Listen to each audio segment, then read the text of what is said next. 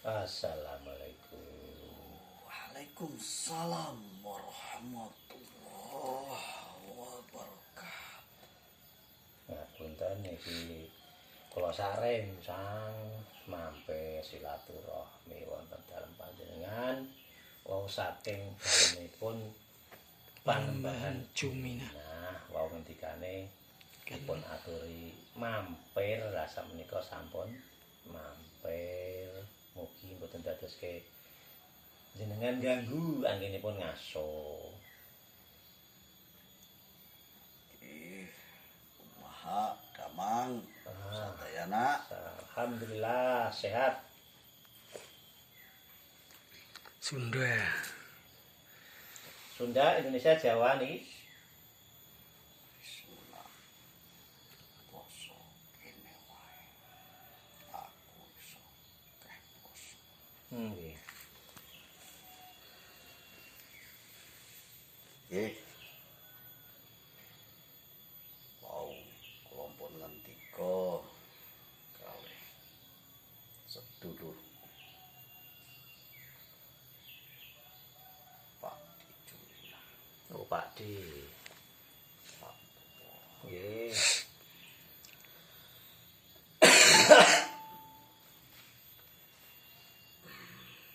Wonten wigati menapa? yo pengen luwih cepat. Alhamdulillah. Nggih, monggo. Kula nggih seremen anggenipun nyambung sedulur kalih leluhur anggenipun kula silaturahmi mugi dadosaken berkah sedayanipun.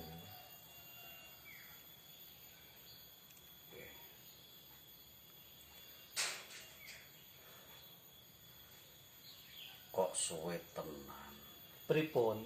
Lengentosi.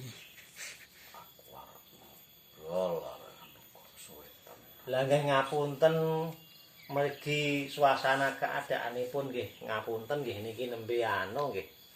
Dadose mboten saged enggal-enggal ngapunten nggih menawi dadosan panjenengan radi nenggo.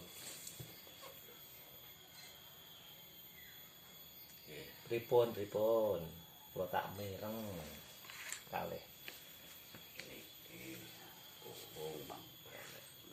Napa niku? Napa niku? Tombak Nggih, berekno Cirebon. tombak niku nggene sinten?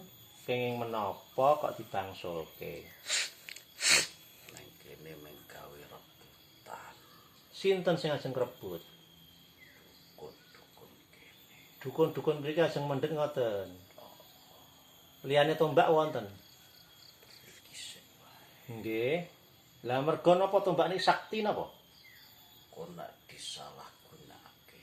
Nggih. Aku ora trima. Nggih. Nggone Wibowo Raja Cirebon. Ngoten. Delikno Delik keteng pundi? sing adoh. Tak makam raja pripun? Mboten. Iso. Jenengan pangertos pundi panggenan kula balik kene kula nyuwun. Pun Teng kerajaan kono yo Rebutan. Delikno sing adoh. ngapunten menawi saged mangertosi napa panggenan pundi niku kula dugekne. Jenengan sing ngertos. Jenengan jerke teng langit boten napa-napa. Penjara langit Teng mriku boten napa-napa. Sing penting ora ana Nggih, rebutan. sing iso njupuk tombak iki. Oh, ngoten. Menawi jenengan sampun dawuh mengaten, kula sendika dawuh kula papakne wonten kayangan, ngoten nggih? Nggih, mergo wis ora patut ki rebutan. Nggih. Sampun siap kula tampi? Monggo Kula pedhet nggih? kaki jenengan. Nggih. Mangsek seni kula dugek kayangan.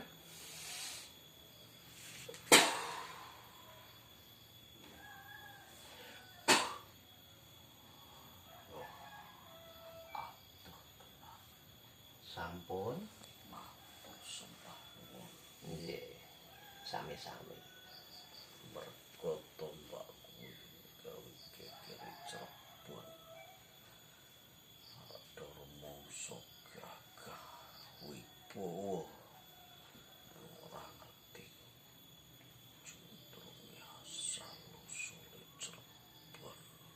berarti ini kuatah sing ngincer nggih. Watah delik tak cekli ra tau tak culke. Berarti jenengan nggih tiap dalu, tiap siang malam nggih anu njaga niku nggih. Joko Sakniki jenengan pun anteng ayem. saiki wis anteng ayem. Wis ana sing tak joko. Lintune pun biasa mboten nggih. Iku sing paling utama liyane selapo. Oh, nggih. Wonten melih dawuh menapa kula bantu menawi saged. Kados sing ngoten. Nggih. Kula sanjang kalih Pak Di. Jumina. Nggih. Nggih namu barat ilmu sejatining Islam. Ilmu sing diridhoi saking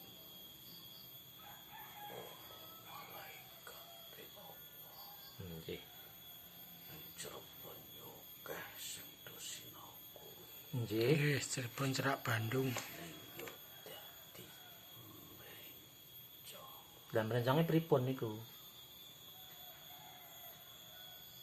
Ora sairama karo sing didhawuhke para leluhur.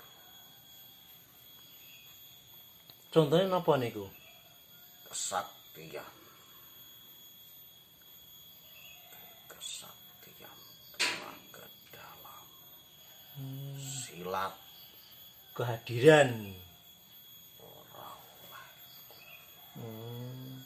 ilmu taat karo Gusti lunturke para jimat-jimat Nggih.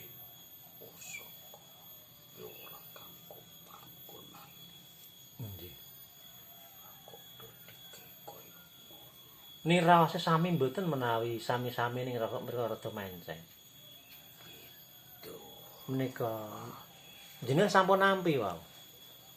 sampun wau kula sampun altem mriku wingking. Nggih. Jenengane asma sinten ngapunten menawi saged ngertos.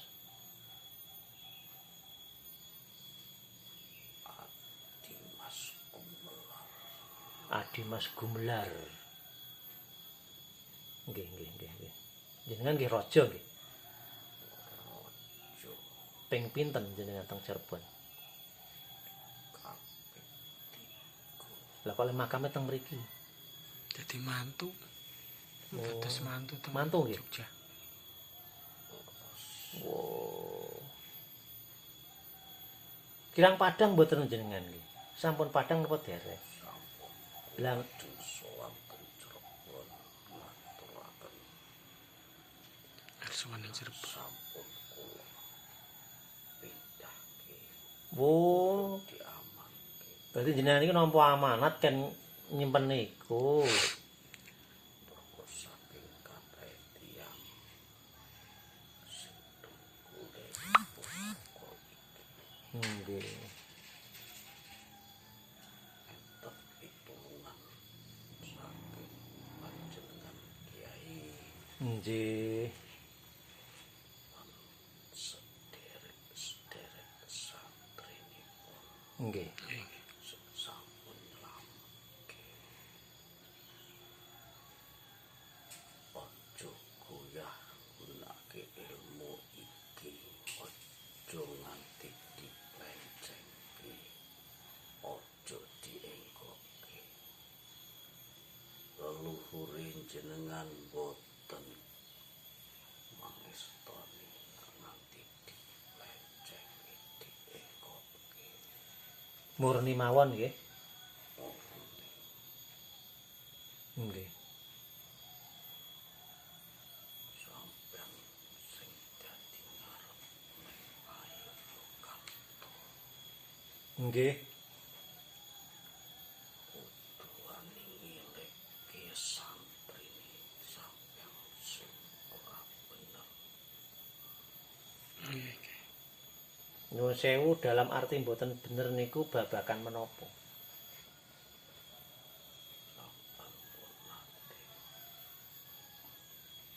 Dan masalah ora lali karo aja sampe liya-liyane kuwi sido ngerti kon sinau sik nambah-nambani wong oleh ning aja diketok-ketok tenan aja sing adoh kae Nggih. kae dieling isih penelong isih mendon Nggih, pun ojo nafsu pun ngertos kula. Nggih. pendalem isih Nggih, kabeh kok ana berkahe nggih. saking kulon pun ngendika diwaca se maknane apa tujuan Nggih. dibukai alon-alon kon salah ngatekke mari ning larani liya kuwi jeneng sing tanggung jawab Berarti niku nak balekke mboten asal nggih.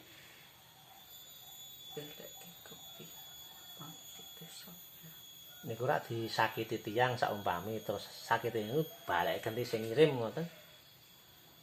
iso disingkirke wae Wong ngoten.